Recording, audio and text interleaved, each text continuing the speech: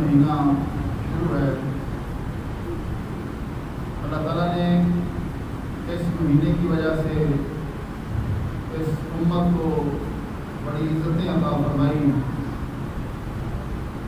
یہ مہینہ بڑی عظمتوں والا، بڑی شانوں والا مہینہ ہے،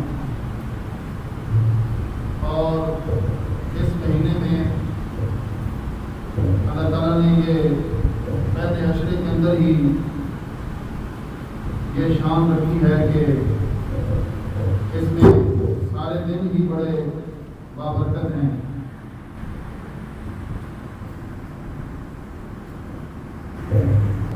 یوم تربیہ کہا جاتا ہے،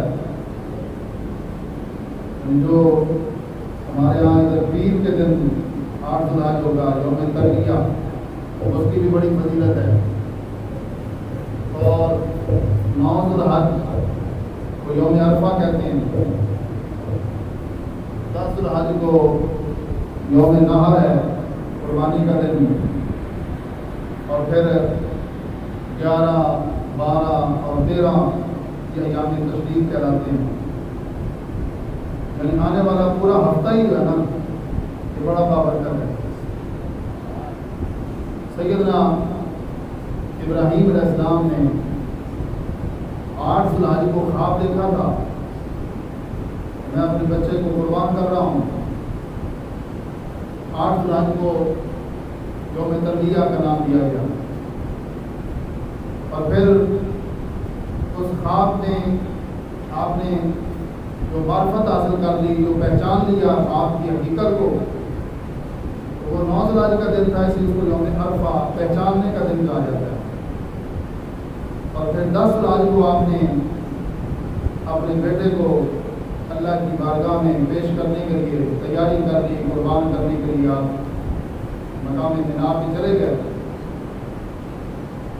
اس وجہ سے 10 ذو الحج کو یوم نحر کہتے ہیں کہ وہ قربانی کا دن ہے۔ اس دن میں اتنی بڑی فضیلت ہے، بلکہ پورے اس عشرے کے اندر حضرت عبداللہ بن عباس رضی اللہ تعالیٰ عنہ روایت کرتے ہیں، رسول اللہ صلی اللہ علیہ وسلم نے فرمایا کہ ما من ایام العمل الصالح فیہا، ان دنوں میں کوئی بندہ بھی نیک عمل کرے تو وہ کسی اور دن کے عمل کے برابر نہیں ہو سکتا۔ وہ اللہ کو اتنا زیادہ پسند ہے کہ پورے سال میں اس عمل کرنے کی وہ قبولیت نہیں ہوتی جو ان 10 دنوں میں عمل کو اللہ پاک قبول فرماتا ہے۔ صحابہ کرام علیہ رضوان نے عرض کی، یا رسول اللہ صلی اللہ علیہ وسلم، کیا کوئی بندہ سال میں ان 10 دنوں کے علاوہ کسی وقت اگر جہاد پہ چلا جاتا ہے تو کیا جہاد والا عمل بھی ان 10 دنوں کے عمل کے برابر نہیں ہو سکتا؟ پیارے آقا صلی اللہ علیہ وسلم نے فرمایا، بلل جہاد فی سبیل اللہ، ان 10 دنوں میں عمل اللہ کو اتنا قبول ہوتا ہے کہ جہاد بھی اس کے برابر نہیں ہو سکتا، جہاد کرنا بھی اس کے برابر نہیں ہے۔ الا رجل، ہاں کوئی بندہ جہاد کرنے کے لیے نکلے، خرج بنفسہ و مالہ فلم یرجع منہا بشیء، تو وہ واپس نہ لوٹے، اپنی جان بھی اللہ کے راہ میں قربان کر دے، اپنا مال بھی قربان کر دے، تو اس بندے کا عمل تو ان 10 دنوں کے عمل کے برابر ہو سکتا ہے۔ ورنہ جو بندہ صرف جہاد کرے اور مال غنیمت وغیرہ یا فتح حاصل کر کے صحیح سلامت واپس آ جائے، اس کا عمل بھی اس 10 دنوں کے عمل کے برابر نہیں ہو سکتا۔ ان 10 دنوں کی اتنی بڑی فضیلت ہے کہ پورے سال میں نیک کام کرنے کی اتنی ویلیو نہیں ہوتی جتنی ان 10 دنوں میں اللہ کے دربار میں قبولیت ہوتی ہے۔ لہذا اس کا ایک لمحہ بھی ضائع نہ کریں، اور حتی الامکان جتنا ہو سکے عبادات میں اپنے آپ کو مصروف رکھیں، رسول اللہ صلی اللہ علیہ وسلم کی ذات پہ کثرت سے درود و سلام پڑھیں، اور ان دنوں میں آپ کو پتہ ہے کہ اللہ کا ذکر کثرت سے کیا جاتا ہے۔ وَاذْكُرُوا اللَّهَ فِي أَيَّامٍ مَّعْلُومَاتٍ، یہ جو معلوم دن ہے، معین دن ہے، ان دنوں میں اللہ کا ذکر کثرت سے کرو۔ تلبیہ جو تکبیرات تشریق ہیں، اللہ اکبر لا الہ الا اللہ واللہ اکبر وللہ الحمد، یہ پڑھنے کا حکم ہے، اس کو تکبیرات تشریق کہتے ہیں۔ ویسے یہ واجب تو ہوتی ہیں 9 ذوالحج کی فجر سے لے کر 13 ذوالحج کی عصر تک۔ 9 ذوالحج ہمارے ہاں منگل کو ہے، تو منگل کے دن فجر کے وقت سے لے کر ہر نماز کے بعد 3 مرتبہ باجماعت نماز پڑھیں تو بلند آواز سے پڑھیں، اللہ اکبر لا الہ الا اللہ واللہ اکبر وللہ الحمد۔ یہ اللہ کا ذکر ان دنوں میں کثرت سے کرنا ہے، یہ خاص دنوں کی عبادت ہے۔ اور 13 ذوالحج کی عصر تک، 13 ذوالحج ہمارے ہاں جو ہے وہ ہفتے کو بنے گی، تو ہفتے کے دن عصر تک، اگلے ہفتے کو عصر تک آپ نے یہ مسلسل تکبیرات پڑھنی کے واجب ہے، ان دنوں میں واجب ہے۔ اس کے علاوہ آپ ویسے بھی کثرت سے پڑھتے جائیں گے، جتنا زیادہ اللہ کا ذکر کریں گے، درود پاک پڑھیں گے، عبادات کریں گے، اللہ پاک اتنا زیادہ اس کی قبولیت عطا فرمانے والا ہے۔ اور یہاں تک بھی ارشاد فرمایا کہ رسول اللہ صلی اللہ علیہ وسلم نے فرمایا فَأَكْثِرُوا فِيهِنَّ مِنَ التَّحْلِيلِ، ان دنوں میں کثرت کے ساتھ تحلیل پڑھا کرو۔ تحلیل جو میں نے تکبیر آپ کو عرض کی ہے، تحلیل و تکبیر جو ہے نا وہ کثرت کے ساتھ کی جائے۔ وَإِنَّ صِيَامَ يَوْمٍ مِّنْهَا يَعْدِلُ صِيَامَ سَنَةٍ، اور رسول اللہ صلی اللہ علیہ وسلم نے فرمایا کہ ان 10 دنوں میں کوئی بندہ ایک روزہ رکھتا ہے، اللہ پاک اس کو پورے سال کے روزوں کا جو ثواب عطا فرماتا ہے۔ یہ مستقل فضیلت ہے ان 10 دنوں میں، ایک روزے کا ثواب، خصوصاً یہ عرفہ کا دن جو ہے نا 9 ذوالحج کا دن، اس کے روزے کی بہت بڑی فضیلت ہے۔ عرفہ کے دن کا روزہ رکھنا، 9 ذوالحج کا، عید والے دن تو روزہ رکھنا جائز نہیں ہے، عید کے جو 3 دن ہے نا 10 ذوالحج ہے، 11 ہے، 12 ہے، ان 3 دنوں میں روزہ رکھنا جائز ہی نہیں ہے، لیکن 9 ذوالحج کو آپ روزہ رکھیں، 8 کو روزہ رکھیں، اس کی بہت بڑی فضیلت ہے۔ اور قرآن مجید میں اللہ تعالیٰ نے ذکر فرمایا وَشَاهِدٍ وَمَشْهُودٍ، کہ مجھے قسم ہے شاہد کی اور مجھے قسم ہے مشہود کی۔ تو رسول اللہ صلی اللہ علیہ وسلم سے پوچھا گیا یا رسول اللہ یہ یوم شہود کون سا ہے، یوم شاہد اور یوم مشہود یہ کون سا ہے؟ تو نبی اکرم صلی اللہ علیہ وسلم نے فرمایا الشاہد یوم الجمعہ، جمعے کا دن وہ شاہد ہوتا ہے جس کی اللہ تعالیٰ قسم کھا رہا ہے، جمعے والا دن شاہد ہے، اور 9 ذوالحج عرفہ کا دن یہ یوم مشہود ہے، یوم مشہود ہے، اللہ کے فرشتے بھی حاضر ہوتے ہیں، وہ بھی بنی آدم کے اعمال کو دیکھ کر خوش ہو رہے ہوتے ہیں کہ ہم نے تو کہا تھا کہ یہ خون ریزیاں کریں گے، یہ تو اللہ کی عبادت میں مصروف ہو گئے ہیں۔ جب کثرت کے ساتھ لوگ اللہ کا ذکر کا میدان عرفات میں کھڑے ہو کر جو خدا کو پکار رہے ہوتے ہیں تو فرشتے بھی ان پہ رشک کر رہے ہوتے ہیں، اس لیے فرمایا گیا کہ یہ یوم مشہود ہے۔ اور ان 10 دنوں میں آپ کو پہلے بھی علم ہوگا، میں نے بھی کئی بار عرض کیا ہے کہ ناخن وغیرہ کاٹنا اور بال کاٹنا جو ہے یہ مناسب نہیں ہے، مستحب ہے کہ بندہ ان 10 دنوں میں اپنے بالوں کو بھی نہ کاٹے اور اپنے ناخنوں کو بھی نہ کاٹے۔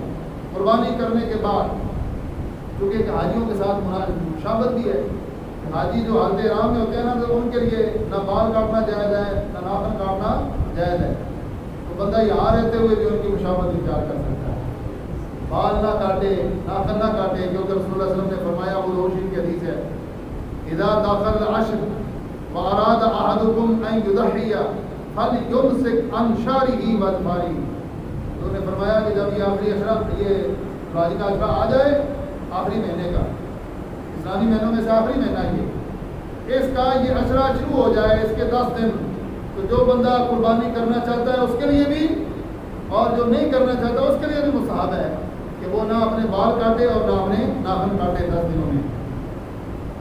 اور اس میں اللہ تعالیٰ کو سب سے زیادہ جو عمل پسند ہے، جامع ترمذی میں یہ حدیث پاک ہے، حضرت عائشہ صدیقہ رضی اللہ عنہا سے روایت ہے ان رسول اللہ صلی اللہ علیہ وسلم قال، رسول اللہ صلی اللہ علیہ وسلم نے فرمایا ما عمل آدمی من عمل یوم النحر احب الی اللہ من احرام الدم، 10 ذوالحج کو عید والے دن کو اللہ کو کوئی عمل روئے زمین پر پسند نہیں ہوتا، زیادہ سب سے زیادہ پسند ہوتا ہے تو قربانی کرنا اللہ کو بڑا پسند ہوتا ہے۔ احراق الدم، قربانی کرنا یہ اللہ کو سب سے زیادہ پسند ہے۔ اور فرمایا کہ یہ قربانی کوئی بندہ معمولی نہ سمجھے، جانور کے گلے میں چھری چلا دی، گوشت کھا لیا، اس کو کوئی بندہ معمولی نہ سمجھے۔ فرمایا انہو لیأتی یوم القیامت بقرونہا واشعارہا واذلافہا۔ حضور فرماتے ہیں کہ یہ جو بندہ اللہ کی راہ میں قربانی کر رہا ہوتا ہے، یہی جانور قیامت والے دن اپنے سینگوں سمیت، اپنے بالوں سمیت، اپنے کھروں پراوڑوں سمیت جو ہے نا آئے گا، اور سارے کا سارا سالم جانور بندے کے نیکیوں والے پڑھنے میں رکھا جائے گا۔ مکمل جانور جو ہے یہ بندے کے نیکیوں والے پڑھنے میں ہوگا۔ لہذا احسن طریقے سے قربانی کرو اور خوبصورت جانور کی قربانی کرو، تو یہ تمہارے لیے پل صراط پہ سواریاں بھی بننے والے ہیں۔ ہمارے جانور قربانی کے یہ پل صراط پہ تمہاری سواریاں بھی بنیں گے، اور نامہ اعمال میں تمہاری نیکیوں میں اضافے کا باعث بھی بنیں گے۔ اس لیے فرمایا اللہ کو اس دن سب سے زیادہ پسندیدہ اگر عمل ہے تو وہ قربانی کرنا ہے۔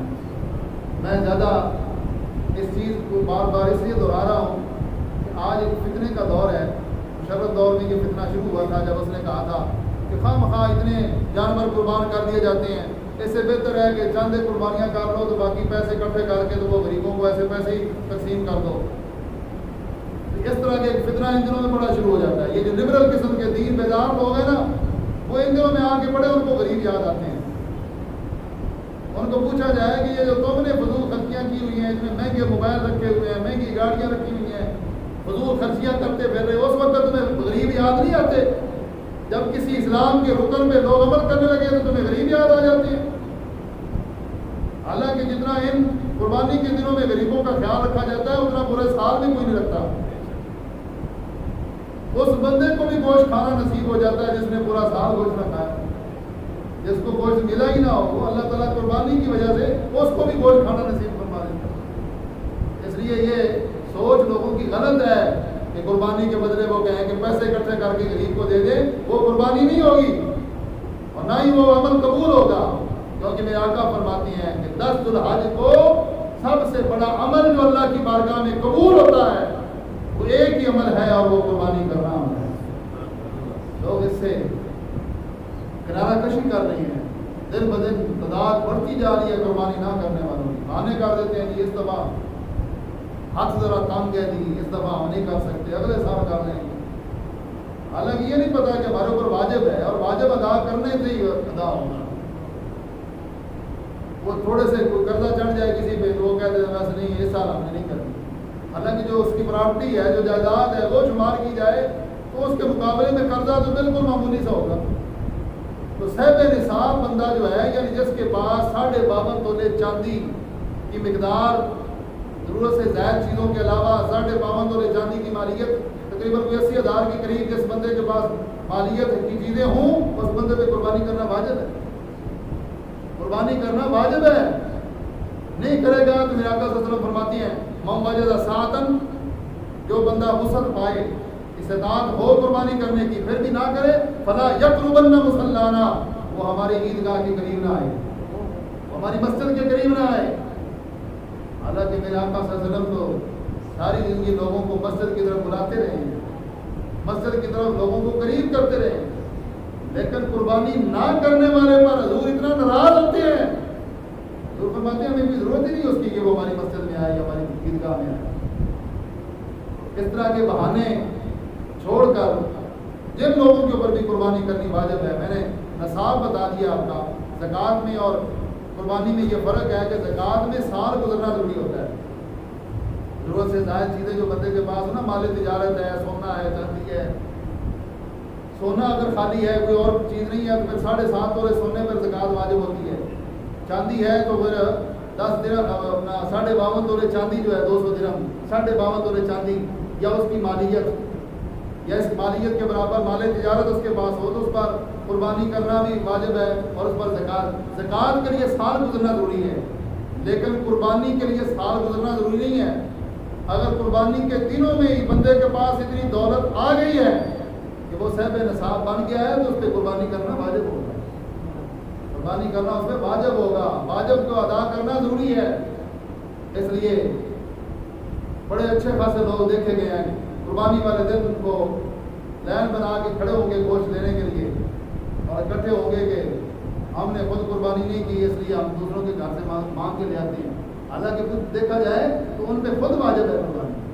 میرے خیال میں یہ نصاب کا آپ اندازہ لگا کے اگر تلاش کرنے لگ جائیں تو شاید ہی کوئی گھر ہو جس کے پاس اتنی مالیت 80,000 کی کیا مالیت ہے، ضرورت سے زائد، یعنی کھانے پینے کا جو غلہ ہے، پہننے کے کپڑے ہیں، استعمال کی سواری ہے، رہنے کا ایک مکان ہے، یہ چیزیں آ جاتی ہیں۔ اس لیے اس کے علاوہ کسی بندے کے پاس زرعی زمین ہے، کاشت کرنے کی زمین موجود ہو، کسی بندے کے پاس اضافی سواری ہو، کسی بندے کے پاس اضافی جانور رکھے ہوئے ہیں گھر میں، بھینسیں ہیں، گائے ہیں رکھی ہوئی ہیں، لوگ ان کو شمار ہی نہیں کرتے، ان کی وجہ سے قربانی واجب ہوتی ہے۔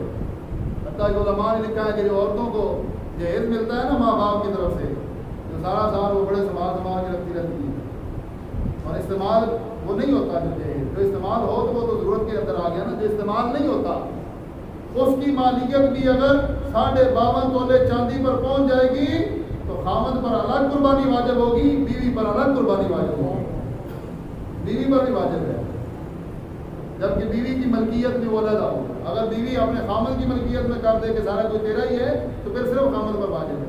اگر بیوی کی الگ ملکیت ہو اور خامد کی الگ ملکیت ہو، اسی طرح گھر کے اندر ایک بندے کے بیٹے ہیں، وہ علیحدہ کماتے ہیں، علیحدہ ہی اپنا رکھتے ہیں پیسے، ان کا سارا خرچ جمع خرچ علیحدہ ہی ہوتا ہے، پھر ہر بیٹے پر علیحدہ قربانی واجب ہوگی۔ اگر سربراہ ایک ہی ہے اور سارے جو ہے کمائی کر کے والد صاحب کو یا سربراہ کو لا کے دیتے ہیں اور اسی سے ہی اپنا خرچہ لیتے ہیں، پھر ایک بندے پر قربانی واجب ہوگی، اور اگر ہر ایک علیحدہ علیحدہ ہے تو پھر ہر ایک پر علیحدہ علیحدہ قربانی واجب ہوگی۔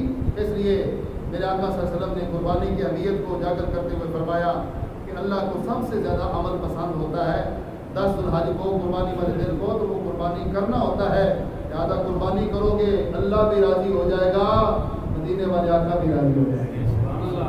حضور فرماتے ہیں وہ بندہ میرے قریب ہو جائے، جو قربانی نہیں کرتا وہ دور ہے، جو قربانی کرنے والا ہے، قربانی کا معنی ہی ہوتا ہے قریب کرنے والا۔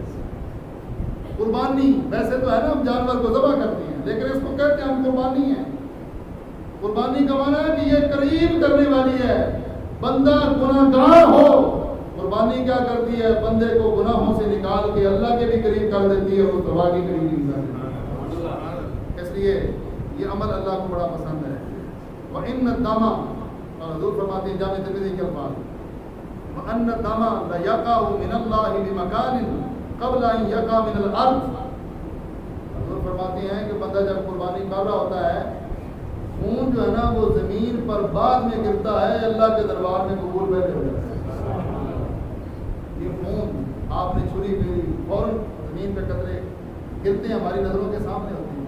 حضور نے فرمایا تم یہ نہیں دیکھ رہے ہوتے ہو، وہ زمین پہ بعد میں گرتا ہے، اللہ کے دربار میں پہلے پہنچ جاتا ہے۔ قربانی اتنی جلدی قبول ہوتی ہے، اتنا جلدی یہ عمل قبول ہوتا ہے۔ اس لیے بہانے بنا کے لوگوں کو یہ نہیں کہنا ٹھیک ہے سارا سال آپ کے پاس موقع ہوتا ہے، آپ غریبوں کی خدمت کریں، آپ اس کے انکار نہیں، پیسے دیں ان کو، دولت دیں، جو مرضی، لیکن قربانی کو بیچ میں نہ لائیں کہ قربانی کی نفی کر کے آپ کہیں کہ ہم کسی غریب کی خدمت کریں گے، یہ نہیں ہے، اسلام اس چیز کی اجازت نہیں دیتا۔ اور آج کل کے لبرل قسم کے جو سکالر ہیں بنے ہوئے، وہ بھی یہی درس دیتے رہتے ہیں کہ اتنے جانور خام خواہ تم قربان کر دیتے ہو تو یہ تو ضائع ہو رہا ہوتا ہے، تو اس سے بہتر ہے کہ جہاں کسی کے پیسوں کی صورت میں خدمت کی جائے۔ یہ سوچ غلط سوچ ہے۔ اسلام نے یہ دعوت دی ہے اور حکم دیا ہے کہ اللہ کے دربار میں اگر قبولیت چاہتے ہو تو خون بہا کر جانور کا قربانی کر کے پھر خون بہا کے پیش کرو گے تو اللہ وہ سب سے زیادہ قبول فرمانے والا ہے۔ اور آگے میرے آقا نے فرمایا فَطِيبُوا بِهَا نَفْسًا، خوش دلی کے ساتھ قربانی کیا کرو۔ تیبو بیا، کوئی مجبوری نہ سمجھو، مجبوری ہے کہ کیا کریں گے، خوش دلی کے ساتھ دل تمہارا خوش ہو کہ ہم قربانی کر رہے ہیں. دیکھو تو صحیح نا، ہم تو جانور قربان کرتے ہیں، اللہ کے خلیل علیہ السلام کو دیکھو کتنے خوش ہو کر اپنے بیٹے کے گلے پہ چھری چلا رہے ہیں. وہ بھی تو منظر دیکھو نا. اور بیٹا کتنا خوش تھا. بیٹا عرض کر رہا تھا ابا جان یا ابت افعل ما تؤمر ستجدنی انشاءاللہ من الصابرین. بیٹا بھی عرض کر رہا تھا ابا جان جلدی کرو، اللہ کا حکم آ گیا، میری گردن حاضر ہے. وہ کیسا ان کا شوق تھا، کیسا جذبہ تھا، کیسی محبت تھی ان کی کہ اللہ پاک نے ان کے جملوں کو بھی قرآن مجید کا حصہ بنا دیا ہے. یا ابت افعل ما تؤمر ستجدنی انشاءاللہ من الصابرین. اور اماں جان، اماں ہاجرہ جو ہے وہ کتنی خوش تھی. شیطان آ کے بار بار مشورے دے رہا ہے. اماں ہاجرہ کے پاس آ کے کہتا ہے تمہارے بیٹے کو ذبح کر دیا جائے گا. اماں جان کا ایمان کتنا مضبوط ہے. وہ پتھر اٹھا کے پھینکتی ہیں، مارتی ہیں ابلیس کو، کہتی ابلیس دفع ہو جائے، اللہ کے حکم سے تو روک رہا ہے. یہ ہے خوش دلی کہ کوئی مجبوری نہ سمجھے کہ قربانی ایک مجبوری ہے. نہیں، مجبوری نہیں ہے. قربانی بندہ اللہ کا حکم سمجھے اور خوش ہو کر کرے گا کہ میرا مالک اس پہ اور رحمت رضا ہوگا اور اس کو اپنا فضل عطا فرمائے. دیکھو میرے رب کو ان کی ادائیں کتنی پسند آ گئی. اماں جی نے وہ کنکرے اٹھا کے ابلیس کو مارے تھے، اللہ کو ان کی ادا بھی پسند آ گئی. خوش دلی کے ساتھ قربانی کیا کرو اور محبت اور پیار کے ساتھ قربانی کیا کرو. یہاں تک کہ پیارے آقا صلی اللہ علیہ وسلم نے مدینہ شریف میں ہر سال قربانی کی ہے. حضور ہر سال قربانی کیا کرتے تھے. اور مینڈے کی قربانی کرنا، 2 مینڈے حضور قربان کرتے ہیں. ایک قربان کرتے ہوئے حضور یہ عرض کرتے کہ اللہ یہ میری طرف سے، میرے گھر والوں کی طرف سے ہے.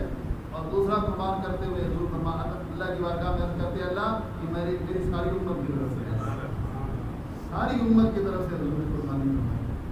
تو بندہ سوچ سکتا ہے کہ حضور کے اتنا پیار. آج تو شاید اپنے بچے بھی کوئی چند ہی ہیں کہ جو اپنے ماں باپ کے لیے بھی قربانی کرتے ہیں.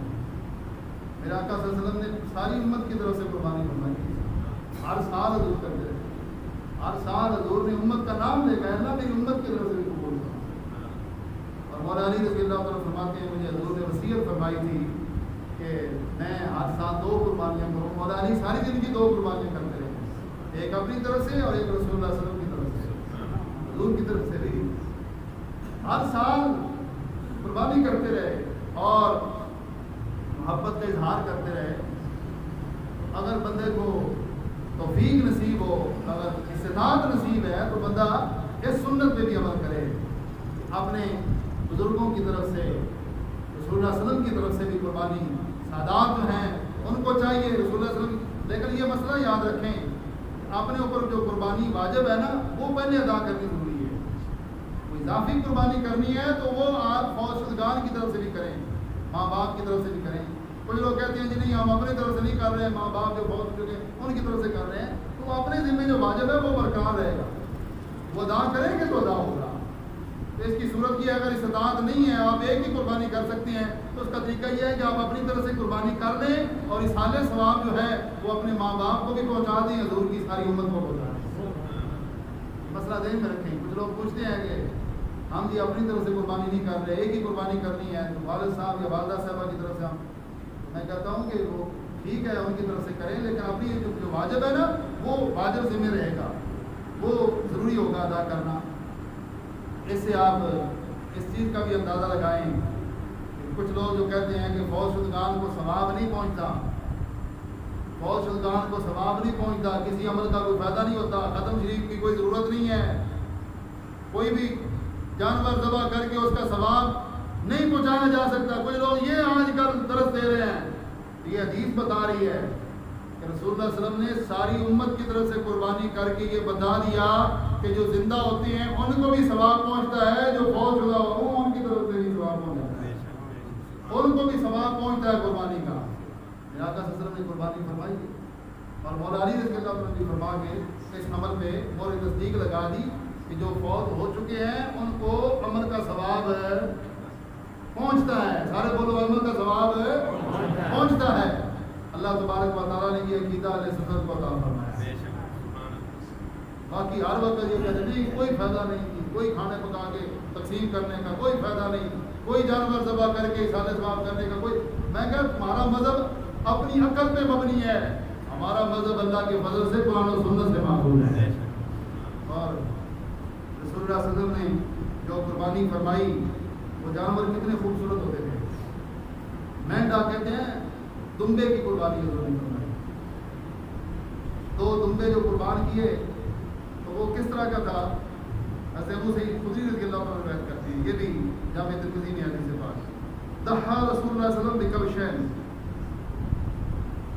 جو مینڈا آپ نے قربان کیا اقرن سینگوں والا تھا، اس کے سینگ بھی تھے. یاکل فی سواد، اس کے منہ والا حصہ جو ہے وہ بھی سیاہ تھا، سیاہ رنگ کا، یعنی کھانا چارہ کھاتا تو وہ بھی سیاہ جگہ، یعنی منہ والا حصہ سیاہ ہے. اور یمشی فی سواد، اس کے پاؤں بھی کالے رنگ کے تھے. وینظر فی سواد، اور اس کی آنکھوں کا جو دائرہ ارد گرد جگہ ہے وہ بھی سیاہ تھی. اور بیٹھنے کی جگہ جو ہے پیٹ والا حصہ وہ بھی سیاہ تھا. کتنا خوبصورت جانور حضور نے ذبح فرمایا، خوبصورت مینڈا دمبا حضور نے قربان کیا. اور حضرت صدیقہ رضی اللہ عنہ فرماتی ہیں جب 10 ذوالحج کا دن آیا حضور قربان کرنے لگے، حضور نے مجھے فرمایا ہلمی البدیہ، حضور نے فرمایا عائشہ ذرا چھری لے کر آؤ. جب میں چھری لے کر آئی تو حضور نے فرمایا کہ اس کو ذرا پتھر پہ رگڑ کے تیز کرو. چھری کو تیز کیا گیا پتھر پہ رگڑ کے. آج تو ایک مستقل شعبہ بن گیا نا چھریاں تیز کرنے والا بھی، اور اس طرح کا پتھر پہ رگڑ کے اگر کوئی اس طرح کا معاملہ نہ ہو تو پتھر پہ رگڑ کے بھی چھری کو تیز کیا جا سکتا ہے.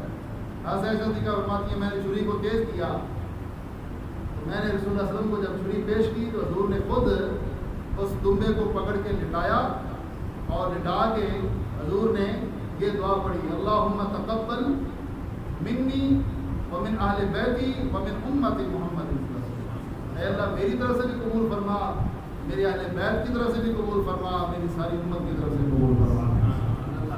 حضور نے یہ پڑھا اور پھر بسم اللہ اللہ اکبر اللہ اکبر اللہ اکبر کہہ کر حضور نے ذبح فرمایا. تو اس طرح مینڈے کی قربانی، دمبے کی قربانی حضور اکرم صلی اللہ علیہ وسلم نے فرمائی. اور اس کے علاوہ آپ نے عیب والے جانور کی، کیونکہ قربانی کی تعریف یہ ہے کہ مخصوص دن میں مخصوص جانور کی قربانی مخصوص نیت کے ساتھ کرنا، یہ ہے قربانی کی تعریف. مخصوص دن، مخصوص جانور اور مخصوص نیت. ہر جانور کی قربانی جائز نہیں ہے، خاص جانور ہو سکتے ہیں. اور وہ کون کون سے ہیں وہ آپ کو پتہ ہے کہ اونٹ ہو، ہر اونٹ کی بھی قربانی نہیں ہوتی، اس میں بھی آگے کہتے ہیں ہر حلال جانور کی بھی قربانی نہیں ہے. مثلا ہرن حلال ہے لیکن قربانی نہیں ہو سکتی اس کی، سمجھ آئی نا. مخصوص جانور کی قربانی کرنی ہے. اونٹ وہ قربان ہوگا جو عیبوں سے پاک بھی ہو اور 5 سال عمر کا ہو. 5 سال کا اونٹ جو ہے وہ قربانی میں لگ سکتا ہے. عیب نہ ہو، نہ وہ کانا ہو، آنکھوں سے نبینا ہو، نہ وہ لنگڑا ہو، نہ اس کی دم تیسرے حصے سے زیادہ کٹی ہوئی ہو، نہ جناب والا اس کے اتنا زیادہ مریض ہو کہ وہ چل بھی نہ سکتا ہو. اس طرح کے عیبوں سے پاک جانور ہو تو پھر وہ قربان کیا جا سکتا ہے. 5 سال کا اونٹ اور گائے ہے، بھینس ہے، کٹا ہے، اس کے لیے 2 سال کا ہونا ضروری ہے.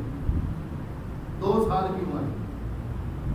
یہ آج کا مار کا دلارا مسئلہ بنا ہوا ہے. ہر بندہ ہی جو ہے وہ بڑا مجتہد بن کے یوٹیوب پہ ویڈیو بنا کے چڑھا رہا ہے اور امت کو گمراہ کرنے کی بندے کو کوشش کی ہوئی ہے کہ کسی طریقے سے جناب فرقہ واریت کو پروان چڑھایا جائے اور لوگوں کو کشمکش کا شکار کیا جائے. یہ بات ذہن میں رکھیں کہ اللہ تعالیٰ نے 8 ازواج قرآن مجید میں فرمایا 8 جوڑے، 4 قسم کے جانور اور پھر ان کے مذکر مؤنث ملا کے 8 قسم کے جانور کا ذکر فرمایا ہے جو قربانی میں لگ سکتے ہیں. 8 ازواج من الضأن اثنين ومن المعز اثنين خدا ذکر حرم من السید مجتمع علیہ حامل. اللہ پاک نے ان 8 جوڑوں کا ذکر فرمایا جن میں اونٹ ہے مذکر مؤنث 2 ہو گئے، گائے ہے مذکر مؤنث 2، بکری ہے اور دمبا ہے، ان کا ذکر صراحتاً قرآن مجید میں ہے۔ باقی اونٹ ہے تو اس کی ساری اقسام آ گئی اونٹوں کی، بے شمار قسمیں ہیں اونٹوں کی۔ کبھی آپ عرب کے علاقے میں چلے جائیں نا سیر و سیاحت کے لیے، کبھی آپ دیکھیں ان کے دیہات جا کر، تو وہاں آپ کو کئی رنگوں کے اونٹ نظر آئیں گے۔ سفید رنگ کے اونٹ ہوتے ہیں، براؤن کلر کے اونٹ ہوتے ہیں، کالے رنگ کے اونٹ ہوتے ہیں، 2 پہنوں والے اونٹ ہوتے ہیں، کئی اقسام ہیں اونٹوں کی۔ ساری کی ساری اقسام کی قربانی کرنی جائز ہے۔ ایسے ہی گائے ہے تو گائے کی کتنی بھی اقسام ہیں، مثلا ہمارے یہاں آسٹریلین گائے جو ہے یہ پائی جاتی ہیں، کوئی کسی ملک کی ہیں کوئی کسی ملک کی ہیں، حتیٰ کہ گائے اور بھینس دونوں کو ایک ہی جنس شمار کر کے دونوں کی قربانی کو جائز قرار دیا ہے۔ آج لوگ کہتے ہیں نہیں بھینس کی قربانی کٹے کی قربانی ہو ہی نہیں سکتی، حالانکہ اس پر پوری امت کا اجماع ہے، پوری امت کا اجماع ہے، اتفاق ہے، بھینس کی قربانی کٹے کی قربانی جائز ہے، پوری امت کا اتفاق ہے۔ اور پتہ ہے کہ جس مسئلے پر پوری امت اتفاق کر لینا، کسی سے پوچھ لینا، کوئی بندہ کہنا کٹے کی قربانی نہیں ہے، اس کو یہ پوچھنا کہ جس مسئلے پہ امت کا اتفاق ہو جائے، کوئی بندہ اس کا انکار کرے تو اس انکار کرنے والے پر کیا حکم لگے گا، پہلے یہ بتائیں۔ پوری امت کا اتفاق ہے کہ اس کی قربانی جائز ہے۔ کہاں لکھا ہے؟ امام ابن منذر ایک بہت بڑے امام ہیں، انہوں نے اپنی کتاب الاجماع کے اندر کہ جن جن مسئلوں پہ امت کا اتفاق ہوا نا، وہ کتاب انہوں نے لکھی ہے، میرے پاس موجود ہے الاجماع۔ اس کے اندر انہوں نے فرمایا ہے اجمعوا علی ان حکم الجوامیس حکم البقر، کہ پوری امت اس بات پہ متفق ہے کہ جو حکم گائے والا ہے وہی حکم بھینس والا بھی ہے، بھینس کی قربانی بھی جائز ہے، گائے کی قربانی بھی جائز ہے۔ پوری امت کا اس مسئلے میں اتفاق ہے، لیکن کچھ لوگوں کو شوق ہی ہوتا ہے کہ کسی نہ کسی طریقے سے لوگوں کو شکوک و شبہات پہ ڈالا جائے، پریشان کیا ان دنوں میں بہت زیادہ پریشان کرتے ہیں، ممبروں پہ بیٹھ کے کہتے ہیں واسطے دے کر نہیں جی گائے کی قربانی کرنی ہے، بھینس کی نہیں کرنی، ہوگی نہیں، ثواب ضائع ہو جائے گا۔ میں نے کہا کہ اگر مولا علی کے فرمان کو دیکھا جائے تو ان کی طرف سے اگر بھینس کی قربانی وہ کر دیں تو قبول ہو جاتی ہے، ان کے صدقے اللہ ہماری بھی قبول فرما لے گا۔ مولا علی رضی اللہ عنہ کا فرمان مسجد الفردوس کے اندر ہے، وہ فرماتی ہیں الجاموس یجزی عن سبعۃ بالعدیہ، مولا علی فرماتی ہیں کہ کٹے کی قربانی میں 7 بندے شریک ہو سکتے ہیں، 7 بندے مل کر کٹا قربان کریں گے، اللہ پاک قبول فرما لے گا۔ یہ مسند الفردوس دہلوی کی اس کے اندر موجود ہے، اور پوری امت کا اس بات پہ اتفاق ہے، اور پہلے کبھی اس میں اختلاف نہیں تھا۔ یہ صرف برے صغیر ہمارے یہ پاکستان میں ابھی چند سال ہی ہوئے ہیں کہ لوگوں نے اختلاف شروع کیا ہے، پہلے اختلاف نہیں تھا۔ فتاویٰ نظیریہ جو ہے مخالفین جو آج کہہ رہے ہیں نہیں لگ سکتا، ان کے اپنے فتاویٰ نظیریہ میں لکھا ہوا ہے، فتاویٰ ثنائیہ میں لکھا ہوا ہے، ان کے اپنے علماء نے پوری پوری کتابیں لکھی ہیں کہ اس کی قربانی جائز ہے۔ میں بار بار یہ کہہ رہا ہوں کہ ان دنوں میں آ کر یہ امت میں افتراق پیدا کرنے کی کوشش نہ کریں، جس بات پہ امت پہلے ہی متفق ہے ان کو متفق رہنے دیں۔ لوگ کہتے ہیں نہیں جی فرق ہوتا بڑا بھینس میں اور گائے میں، وہ اور طرح کی اس کی خاصیت ہے، اس کی خاصیت اور طرح کی ہے، تو لوگ ان دنوں میں بڑے سائنسدان بن جاتے ہیں، اس کے دودھ میں جو ہے نا فرق ہے، گائے کا دودھ اور طرح کا ہوتا ہے، بھینس کا اور طرح کا ہوتا ہے، لوگ اس طرح کی باتیں بیان کر کر کے ذہن کو خراب کر رہے ہیں۔ تو میں یہ کہتا ہوں جب ساری امت کہہ رہی ہے کہ بکر کے اندر یعنی گائے کی جنس کے اندر یہ کٹا بھی شامل ہے، بھینس بھی شامل ہے، تو کسی کو اختلاف کرنے کی ضرورت نہیں ہے۔ اور اس بات پر امام حسن بصری رحمۃ اللہ تابعی، امام حسن بصری بہت بڑا نام ہے، بلکہ رسول اللہ صلی اللہ علیہ وسلم کے رضائی بیٹے بھی ہیں۔ یہ امام حسن بصری حضور کے رضائی بیٹے ہیں، حضرت ام سلمہ رضی اللہ عنہ آ کے انہوں نے دودھ دیا ہے۔ حضرت امام حسن بصری رحمۃ اللہ تعالی وہ فرماتے ہیں کہ تذبح عن 7 کہ یہ جو بھینس ہے یہ بھی 7 بندوں کی طرف سے ذبح کی جائے گی، 7 بندے اس کی قربانی میں شامل ہو سکتے ہیں۔ بھائی صحابی متفق ہے، تابعی متفق ہے، ساری امت متفق ہے، تو کیوں لوگوں کو پریشان کرتے ہیں؟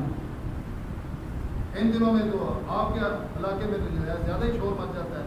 میں نے بھی کئی لوگوں کی کلپ دیکھے ہیں کہ جنہوں نے جناب بڑے زور شور سے دعوے کر دیے ہیں کہ نہیں جی جائز ہی نہیں ہے، حالانکہ جہاں ان 8 جانوروں کا ذکر ہے قرآن مجید میں، اس کی آپ تفسیر پڑھ کے دیکھیں، تابعین کے دور سے لے کر آج تک جتنے بھی مفسرین ہیں ان کی تفسیر پڑھ کے دیکھیں، ان سب نے کہا ہے کہ یہ جو گائے ہے، اس اکیلی گائے کو نہ سمجھ لینا، گائے اور بھینس یہ دونوں قربانی کے اندر شامل ہیں۔ اللہ تبارک و تعالیٰ نے ذکر صرف لفظ بقر کا کیا ہے، بقر کی جتنی بھی اجناس ہیں، گائے کی جتنی اجناس ہیں، ان میں بھینس بھی آتی ہے، اس کی قربانی کرنا بھی ضرور ہے۔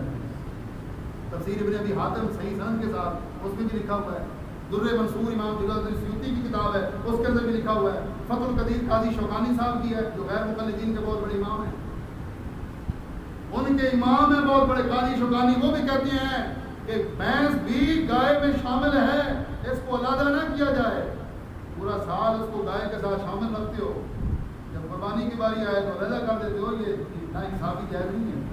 دوبارہ میں نے چند ایک باتیں اس بارے میں اس لیے عرض کر دی کہ یہ شکوک و شبہات ذہن سے نکال دیں، یہ بالکل جائز ہے قربانی کرنی، کوئی حرج نہیں ہے، باقی فضیلت اپنی اپنی ہے۔ ظاہر ہے جو رسول اللہ علیہ وسلم نے خود قربانی کس طرح کے جانور کی ہے، اگر بندہ محنت کر کے اس طرح کا تلاش کر لے تو اس کا ثواب جو اور زیادہ ہوگا، اجر و ثواب۔ لیکن قربانی بہرحال جو ہے جن جن جانوروں کی شریعت نے جائز قرار دی ہے، وہ جو بھی خلوص سے دل سے کرے گا میرا رب اس کو قبول فرمائے گا۔ اس سلسلے میں ہمیں سب سے زیادہ جو ضرورت ہے وہ اپنے دل کو، نیت کو خالص کرنے کی ہے، مخصوص جانور کی قربانی کرنا مخصوص نیت کے ساتھ۔ کچھ لوگوں کے خیال میں یہ آ جاتا ہے کہ ہم گوشت کھائیں گے، جمع کریں گے، اگر اس طرح کا شوق ہے نا دل میں قربانی کرنے کے لیے، پھر وہ قربانی قبول نہیں ہوگی۔ قربانی کرنے کے لیے نیت اللہ کی رضا کی ہونی چاہیے، اللہ کے قرب کی ہونی چاہیے، پھر وہ قربانی قبول ہوگی۔ ایک سال کچھ غرباء مختلف علاقوں کے رسول اللہ علیہ وسلم کے پاس آگے مدینہ پاک میں میرے آقا صلی اللہ علیہ وسلم نے فرمایا، اعلان کر دیا کہ 3 دن سے زیادہ قربانی کا گوشت نہیں رکھیں گے، 3 دن کے اندر اندر قربانی کا گوشت ختم کرنا ہے۔ جب اگلا سال آیا تو صحابہ کرام نے عرض کیا حضور کو پچھلے سال والا حکم اسی طرح ہی ہے نا؟ انہوں نے فرمایا نہیں، وہ تو غریب آ گئے تھے کچھ لوگ مدینہ پاک میں، تو ان کے خیال کرنے کے لیے میں نے کیا کیا تھا کہ واپس چلے گئے، اس لیے حضور نے فرمایا اب تم کھاؤ بھی، ذخیرہ بھی کر سکتے ہو، رکھ بھی سکتے ہو، تقسیم بھی کر سکتے ہو، تمہیں اختیار دیا گیا ہے، اس پر کوئی پابندی نہیں ہے۔ وہ 3 دن والا حکم منسوخ ہے۔ اب کوئی بندہ اگر زیادہ دن بھی جمع کر کے رکھ لے گا تو اس کے لیے بالکل رکھنا جائز ہوگا، لیکن نیت جو ہے وہ گوشت کھانے کی نہیں، نیت اللہ کی رضا کی ہونی چاہیے۔ اور مخصوص دن کے اندر قربانی کرنا، مخصوص دن جو قربانی کیا ہے وہ 3 ہیں، 10 ذو الحج، 11 ذو الحج اور 12 ذو الحج، 3 دن میں قربانی۔ رات کے وقت قربانی جو پہلے 2 دنوں کی راتیں ہیں، مثلا 10 اور 11 کی درمیانی رات، 11 اور 12 کی درمیانی رات، ان 2 راتوں میں بھی جائز ہے کرنی، لیکن چونکہ اندھیرے کی وجہ سے صحیح ذبح نہ ہونے کا اندیشہ ہوتا ہے کہ ہو سکتا ہے رگیں نہ کٹی ہوں اندھیرے کی وجہ سے، اس لیے علماء نے مکروہ کہا ہے کہ اگر روشنی نہیں ہے، اندھیرا ہے تو پھر رات کے وقت نہ کرے، لیکن اگر روشنی کا صحیح انتظام موجود ہو اور کوئی غلطی لگنے کا اندیشہ نہ ہو تو پھر رات کے وقت بھی پہلی 2 راتیں جو ہے نا ان میں رات کے وقت بھی آپ قربانی کر سکتے ہیں۔ یہ 3 دن قربانی کے ان میں قربانی کی جا سکتی ہے۔ سب سے زیادہ فضیلت پہلے دن کی ہے، پھر دوسرے دن بھی کر سکتے ہیں، تیسرے دن بھی کر سکتے ہیں، چوتھے دن قربانی کرنی جائز نہیں ہے، بس 3 دن ہی قربانی ہو سکتی ہے۔ تیسرے دن شام سے پہلے آپ قربانی کر سکتے ہیں، اس کے بعد پھر قربانی کا وقت ختم ہو جاتا ہے۔ اللہ پاک ہمیں عمل کی توفیق عطا فرمائے۔